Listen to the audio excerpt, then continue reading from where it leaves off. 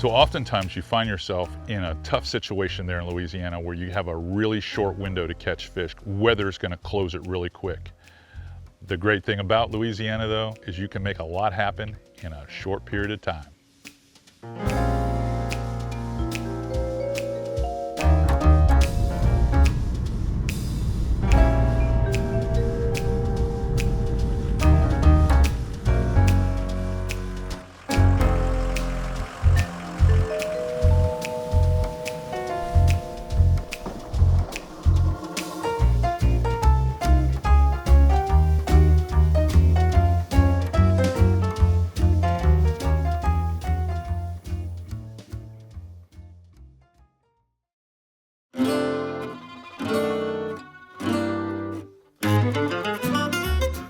By the time we get to this time of year, I'm really focused on going to Louisiana.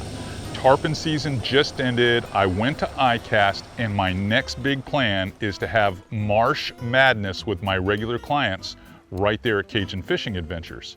And all of them look forward to it because it's all about the big fish.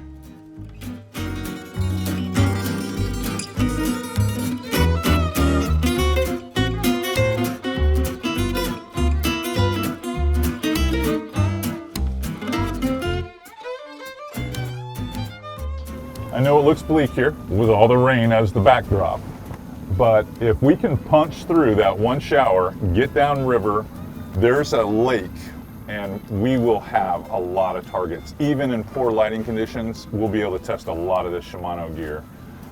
And you in particular are gonna love this today because I mean, these fish float. They're not like at home where they're spooky, where you gotta lead them. I mean, you're gonna be able to throw right on top of them and catch them. All reds?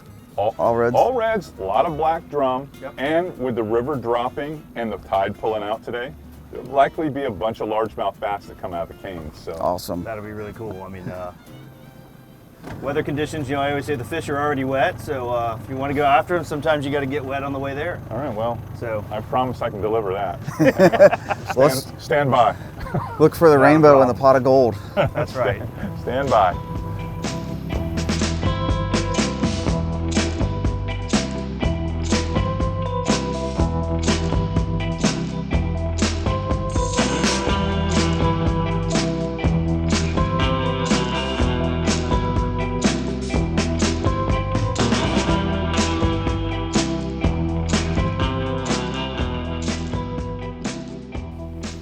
Oh, right there. There's one right there.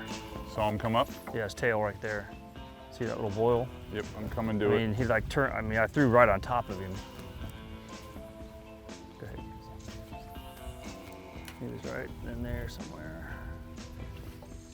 There he is. There he is. There you go. Big ugly. That is a tractor. Chroma Pop helping you out, man. Helping you out. You know this animal here is going to pull us around. They don't have small black drum in Louisiana, not where I fish. Maybe on the outside, but not on the inside. On the inside, all these guys weigh anywhere from 18 to 30 pounds. He's just now figuring out there's a problem. Yeah. You can give me a big high five later for giving you that medium heavy action rod. Yeah. Well, that's what I was saying. That little, I talked about bringing that little 6/8 spinner. It would have weighed it. Because that's a heavy fish, and Yeah. and that rod will handle it. That rod will handle it. They don't have the big run when you catch one of these big redfish, but they do have the persistence and steady drag pull, especially through this grass. He's taking us for a ride. And that's a lot of the reason for fishing these little heavier action rods and the heavier braid is because, believe it or not, there is some abrasiveness to that grass, especially with all the shell, all the snail and stuff on them. And if you have the right tools, you will catch some impressive fish. Albeit, you know, the black drum or catching some 4-foot long redfish, lots of bass. Occasionally sheep's head if you're throwing something small like a bugs or a Ned rig from Z-Man. Are you breathing up there? Yeah. This is like a freaking, this is like an F-250, man. You're quiet. He's not moving fast. He's not moving fast, but he's got it in four-wheel drive right now. They're slow and steady, and they have that low gear. I think you've worn them down enough to merit me getting down. So I'll try to get down as quietly as I can.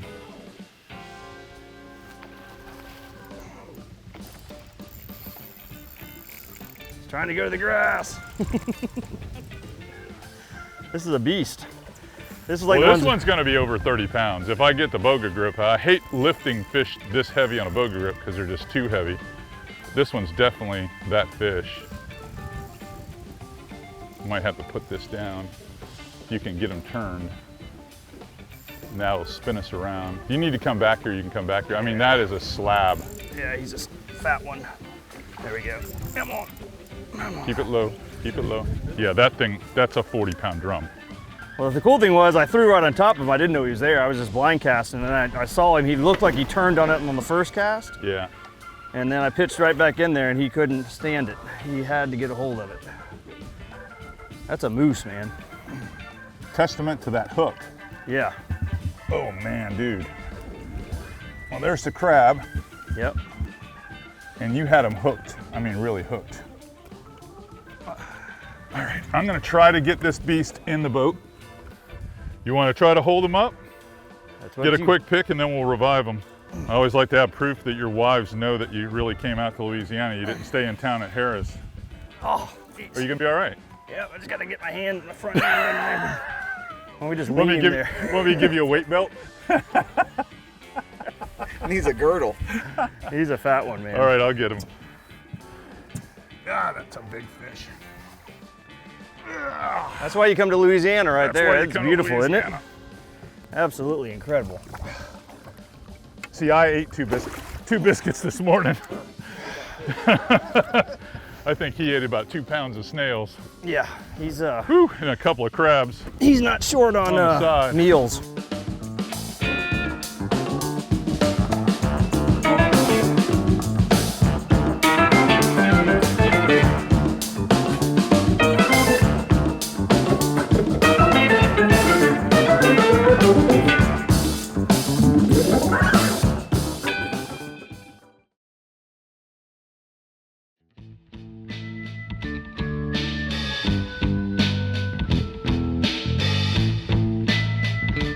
So this summer, I invited Casey Damron, the president and founder of Sodium Fishing, to come out. He's a huge retailer and online retailer in Florida. And then he wanted to bring along or invite the Shimano rep for Florida, which is Brian Dufik. And Brian and I get to fish fairly often because I work closely with Brian. So we go tarpon fishing from time to time and red fishing in Florida.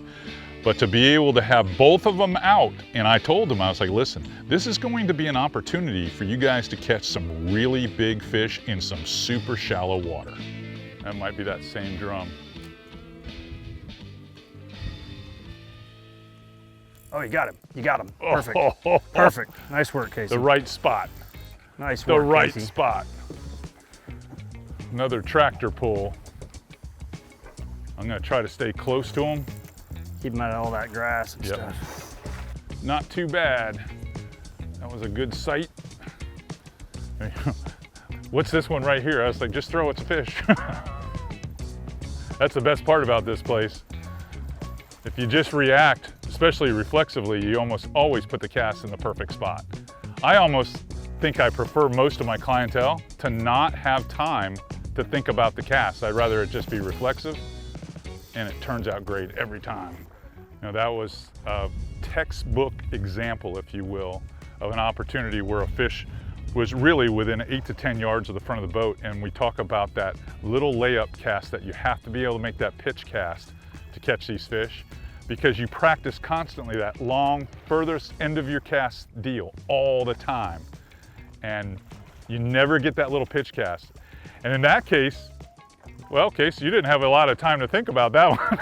You're like, is that a fish? I go, yeah. And he just made the quick pitch, and his eyes went right to the head of the fish, and he was able to lay it out there. Perfect. It was ready, shoot, aim. Ready, shoot, aim. Ready, Let's shoot, go. aim. That's perfect. Aim the last thing. So is this the first big ugly you've ever had to tug on out here in This is the first Louisiana? black drum I've caught out here, and it's the first black drum I've caught on an artificial bait. Really? Yeah, I've caught them back home, but we've always used like quarter crabs and stuff. Yeah. These Z-Man crabs They are amazing. they look like the real deal. They are the real And deal. you can tell he thought so. Yeah, he did. He's not happy. The black drum here almost look iridescent purple, you know? They're such a beautiful animal here.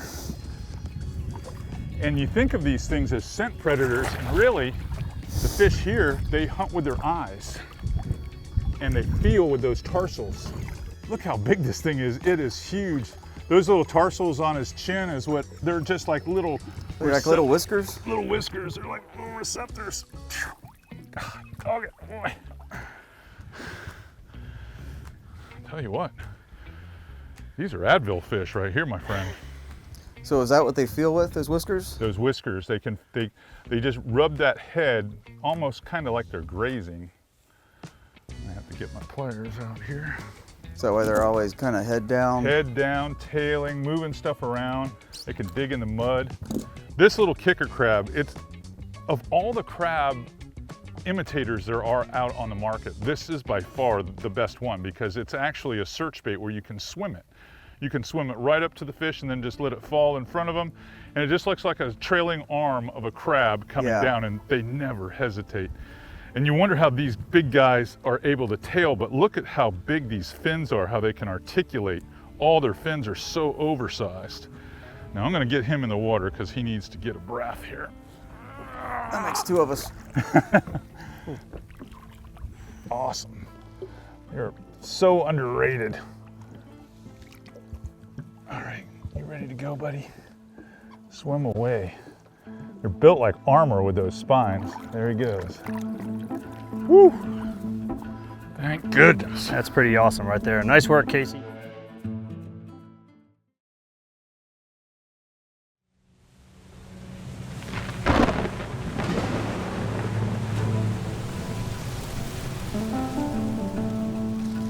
Okay, I'm out every summer there in Louisiana, and by and large, my clients expect to catch their personal best redfish. That's what they're out there with me for. That's why we call it Marsh Madness. What they don't expect are the size of the sheep's heads that are in these ponds, fish that are 7, 8, 9 pounds, and the size of the black drum. Some of the biggest black drum you'll ever see. And they'll tape out as light as 15 to 18 pound range, all the way up to 40 pounds. And there's so many blue crabs in the ponds and lakes. You see these giant, like size 8 crabs in there.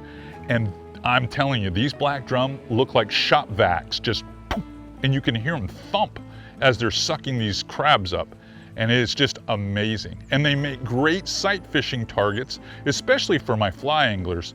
But everyone wants to catch a big fish. And even though I would say the black drum may be a less discerning of a target, it's going to hit whatever you put in front of it right here. But they are still fun, and they are a lot of fun on light tackle. No, it's fish, redfish. Oh, big redfish, big redfish, big redfish. Oh yeah. Kind of had that stingray look to it. He doesn't know what's happened yet. He's not running hard yet. He doesn't know the deal. You know, a lot of this style of fishing, you need the fish to float up high in the hydrilla to get a legit shot at them and be able to catch them. But what's been going on today for some reason with these storms around is they have been laying down low, like right down on the bottom, and it makes for a tough opportunity to get the crab low enough and in front of them. And finally, that one there, he chewed. In fact, I didn't even think it was a redfish because Casey had made such a long cast to catch that one. I'm trying to go as fast as I can. This is the kind of terrain that you can't even have a trolling motor really be effective. And yes, there is teamwork in this. Bring your rod tip to me. Keep reeling, keep reeling, keep reeling, keep reeling, keep it tight.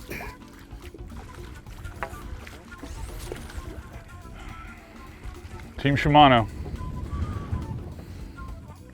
Woo! That is a big fish. This might be your biggest red Yeah. of all time right here. This may be a PB. I'm going to tell you right now, I guarantee you this fish is going to be 40 inches. You know how you said, when in doubt, cast? That's right. I wasn't really sure if it was there. I just saw some gold. My God, look at the size of this redfish, buddy. Oh, oh, golly. Ah. God, I'm 240 pounds and I can barely lever him in. Look at that. Whoa. That is amazing. Oh man, that's a hook there. That's why we're using that big 5/0 right there. He's every bit of 4 or 5 inches past it. He's got to be 41. It might be your new personal best. I think so. You're gonna have to get a pic with this one. Yeah. You gotta have a picture with this one. And then I gotta get him back in the water.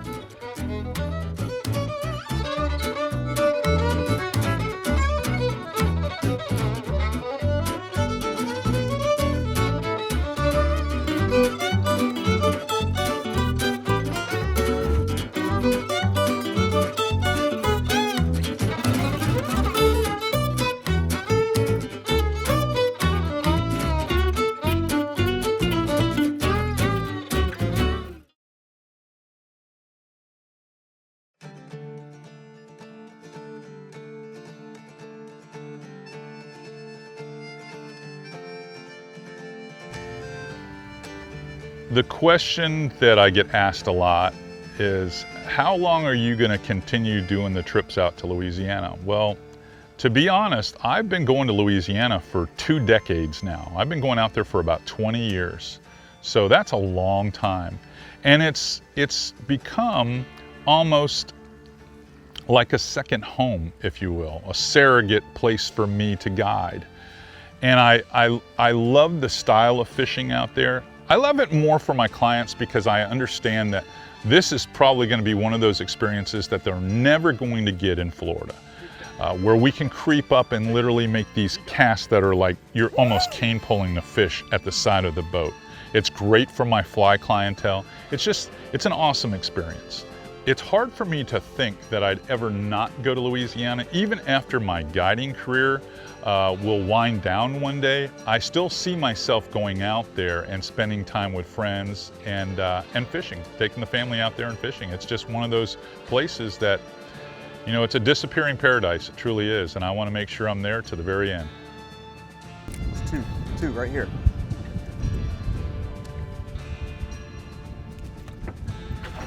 He got him, he got him. Golly. Unbelievable. Keep that bow in it. There you go. I didn't even see what you were throwing at. Yeah, they were kind of down low, and I saw one of them, and then I looked down, there were 2 of them. Down low. I just kind of flipped it down, and we didn't have any sun, so I couldn't see a thing.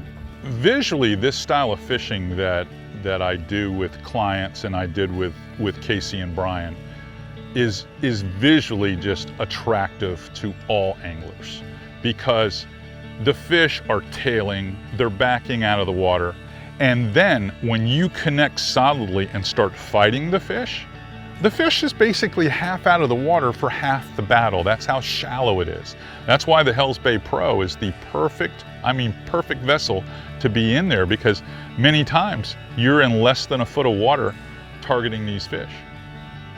Another healthy redfish.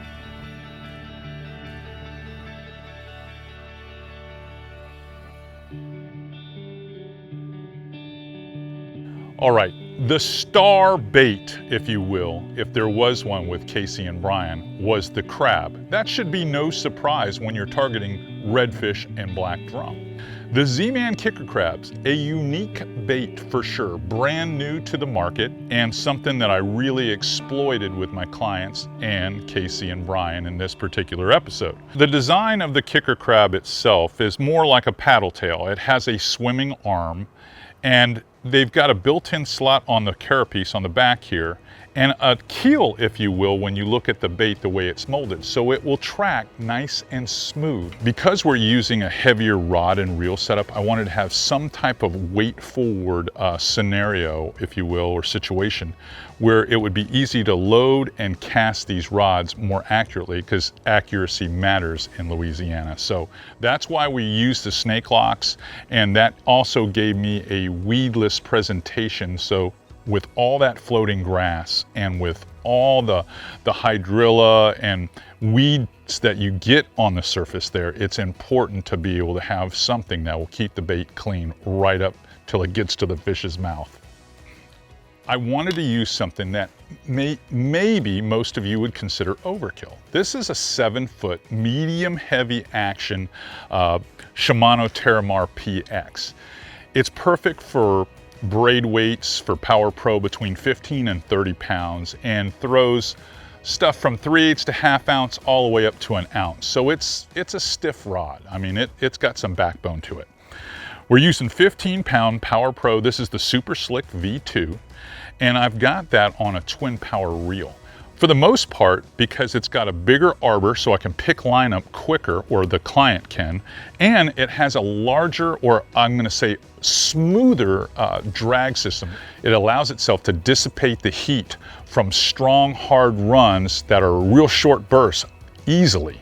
All that being said, it's a very lightweight setup, so you can still make those nice, soft, smooth, underhand pitches where you're just reaching out and dropping, or in Casey's case, you can make the Hail Mary cast and land with a lot of accuracy right on top of the fish and have a lot of success.